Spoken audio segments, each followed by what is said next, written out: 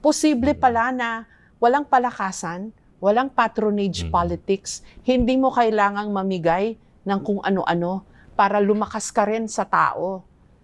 Credit to the people of Pasig na nakita nila na maayos yung serbisyo. Hindi necessarily, of course, nakikita din nila ako. Nakikita naman nila nagtatrabaho ako. I'm very visible. I go around every day. Yun yung bentahe mo. Yes, tama. Exactly. Pero, marami kaming bagay kumbaga, maraming aspeto ng traditional politics na tinatalikuran. Ang punto ko naman, ang philosophy ko, patunayan natin na kayang gawin.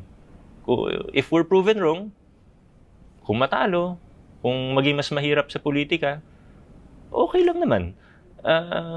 Kasi, ba't ba ako nandito? Kung nandito ako, tapos gagawin ko lang din kung anong ginawa ng mga nauna sa akin, ba't pa ako tumakbo?